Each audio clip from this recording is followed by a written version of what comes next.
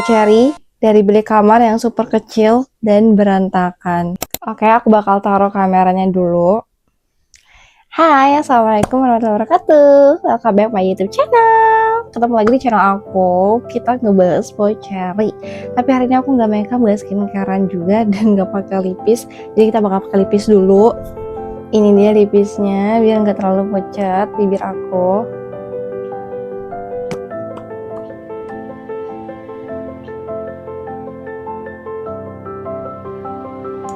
Kita mulai lagi di 2026 ini jadi pribadi yang lebih produktif dan membangun akun ini ya guys, yang pastinya. Jadi tolong bantu subscribe, like, dan juga komen dan share banyak-banyak ke teman-teman kalian kalau misalkan kalian merasa channel ini bermanfaat. Kata orang, jangan salah pilih pasangan. Tapi gimana caranya kita tahu kalau pasangan kita tuh udah yang paling tepat? Sedangkan banyak di luaran sana, dari sepengalaman circle rumah aku gitu ya, dan juga circle sosial media aku, itu banyak teman-teman yang udah nikah setahun, 2 tahun, bahkan yang udah bertahun-tahun, udah punya 1-2 anak, tiba-tiba memutuskan untuk pisah. Dan ditanya alasannya nggak cocok. Jadi selama ini menjalankan pernikahan karena apa dong kalau nggak cocok? Ya kan? Ini menurut pandangan aku sebagai perempuan 25 tahun yang belum menikah. Karena kemarin ada yang viral juga nikah muda. Jadi ada akun yang menggaung-gaungkan nikah muda tapi di usia yang berbeda. Yang perempuan 19 emang sangat muda dan yang laki-laki 29. Dengan kesiapan kematangan ekonomi yang udah cukup nih berdua. Tapi mereka menggiring opini bahwa nikah. Semua masalah itu bisa diselesaikan dengan pernikahan. Padahal kalau kita lihat rata-rata penduduk Indonesia ya, terutama perempuan, itu banyak yang jadi tulang punggung keluarga, banyak yang jadi generasi sandwich gitu ya biasa dibilang.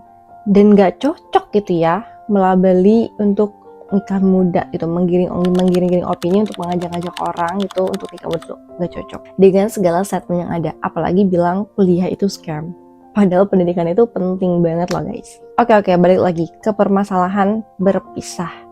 Gimana caranya kita bisa menemukan pasangan yang tepat kalau ujung-ujungnya akan berpisah, ya kan? Menurut pandangan aku nih ya, penting banget setelah kita menikah, udah punya anak, itu kan pasti akan merasa bosen ya, ada di tahap fase bosen, capek gitu ya, terus juga bosen ngelihat dia lagi. Nah, gimana caranya kita tuh bisa saling membangun cinta, ngedate berdua lagi, nonton bareng tanpa anak, titipin dulu ke orang tua atau apa segala macam, bisa guys, untuk menumbuhkan rasa cinta itu lagi. Jadi nggak ada tuh yang alasan nggak cocok, udah nggak cocok lagi, udah nggak bisa.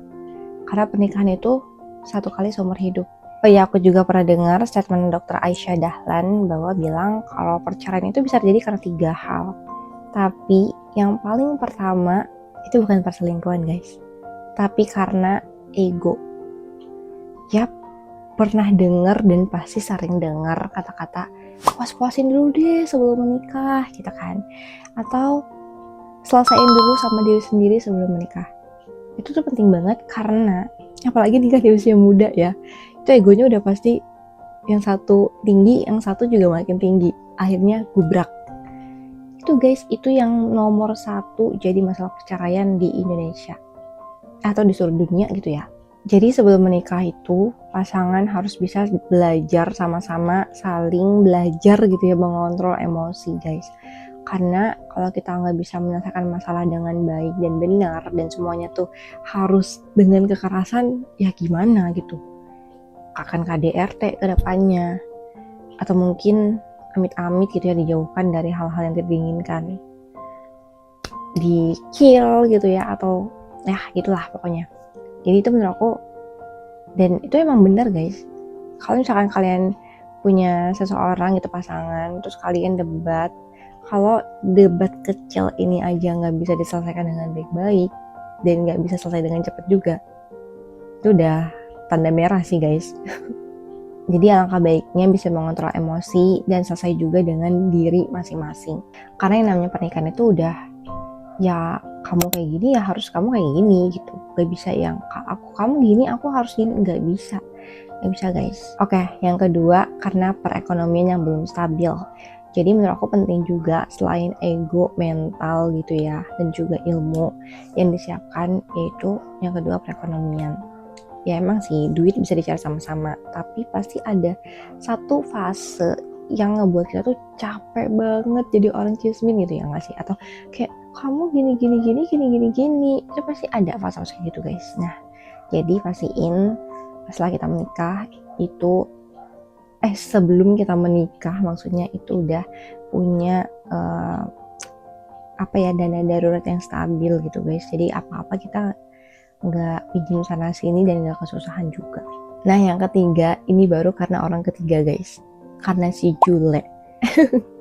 Di mana-mana ada Jule ya guys. Jadi ternyata menurut dokter Aisyah Dahlan ya, yang nomor 3 itu justru perselingkuhan, bukan yang pertama. Tapi kalau kalian udah tahu nih tipe pasangan kalian suka gonta-ganti, suka diem-diem selingkuh gitu, udah jangan mau nikah sama orang kayak gini. Red flag ya, jangan mau nikah sama orang kayak gini. Kalau dia dari awal udah gak berkomitmen sama kamu, ya gimana ke depannya? Kamu akan dibuang, habis manis apa dibuang doang gitu. Akhiri hubungan yang kayak gini ya guys. Jadi jangan diterusin, apalagi memutuskan untuk menikah kalau kamu sekarang berpasangan sama orang yang seperti ini. Jadi menurut pandangan aku nih, di usia 25 tahun yang belum menikah, pernikahan itu penting banget dan harus jalannya satu kali seumur hidup. Aku gak mau dipoligami, gak mau jadi yang kedua, pokoknya gak mau jadi opsi lain gitu. Tapi gimana caranya aku bisa percaya kalau dia tuh setia sama satu orang?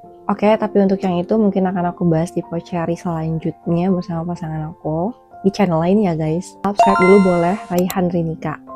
Menurut aku juga sebelum menikah dan memutuskan untuk memilih dia nih yang paling tepat buat aku, itu sebelum menikah kasih 1000 pertanyaan ke calon pasangan kamu. Setelah nikah mau tinggal di mana? Nanti sikap kamu ke aku gimana kalau aku kayak gini-gini? Nanti mau makannya kayak gimana kalau aku lagi sakit? Terus segala macam bla bla bla. Itu harus kamu tanya gitu guys. Terus dana darurat apa yang harus kita siapkan segala macam. Duit belanja aku gimana? Beda sama duit bulanan buat rumah segala macam ya guys. Itu gimana? Jangan sebelum nikah kamu bisa hedon, makan enak, jajan segala macam. Tapi pas sudah nikah, jangan ya. Jadi persiapkan itu matang-matang dan tanyain semuanya ke calon pasangan kamu. Menurut aku itu penting banget karena kita bisa tahu nih value pasangan kita tuh kayak gimana sih, mengetreat kitanya kayak gimana. Itu guys. Terus jangan terlalu berfokus sama pasangan orang lain, atau biasanya orang-orang tuh sebutnya standar TikTok gitu ya. Jangan guys. Mungkin pasangan kita berbeda dengan pasangan orang-orang di luar sana, jadi jangan coba-coba untuk membanding-bandingkan ya. Kita tahu, kita kenal banget siapa dia, jadi jangan dibandingkan dengan yang lain gitu guys. Begitupun dengan sebaliknya, kamu jangan mau dibandingkan dengan orang lain juga. Tetap fokus sama hubungan sendiri, sama pasangan sendiri, karena yang ngejalanin hubungan ini tuh kalian berdua. Terus aku mau bersihin dulu. Alhamdulillah ya Allah, lagi flu. Karena yang jalanin hubungan ini adalah kalian berdua gitu. Jadi gak usah terlalu banyak dengerin masukan orang lain. Kalian tetap fokus aja sama hubungan ini dan diri kalian sendiri itu berdua. Dan gak usah ikutin standar orang lain. Kalian punya standar sendiri dan bikin value kalian sendiri gitu.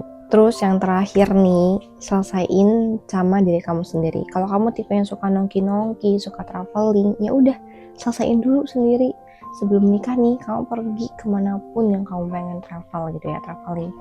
Jangan pas sudah nikah kamu menikah dengan tipe yang tidak suka jalan-jalan, terus kamu merengek-rengek minta jalan-jalan, udah pasti gubrak nih gitu.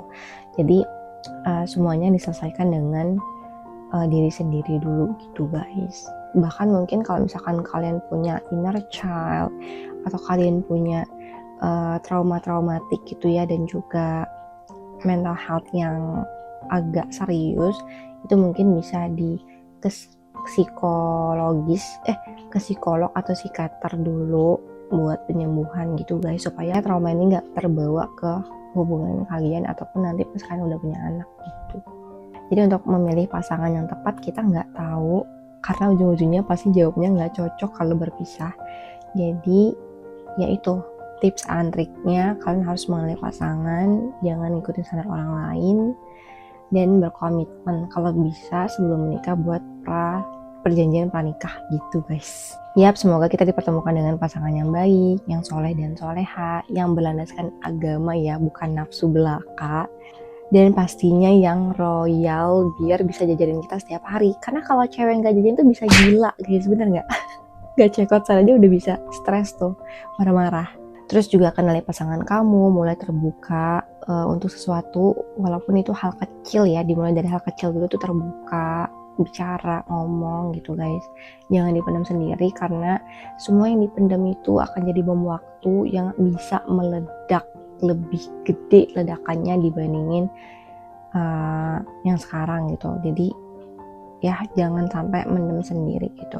Bisa bom waktunya itu bisa ke orang lain, bahkan ke diri sendiri bisa jadi penyakit gitu kan. Oke guys, bahasan kita sampai sini dulu. Aku berharap banget Pocari ini bisa membawa manfaat yang baik untuk teman-teman yang ngedengerin Pocari ini, dan bisa jadi ilmu baru juga yang bisa diterapkan dalam sehari-hari gitu lah guys. Jangan lupa di subscribe, like, dan juga komen, dan share sebanyak-banyaknya biar orang-orang lain juga bisa merasakan manfaatnya gitu ya guys. Next kita mau bahas apa? Jangan lupa komen di bawah.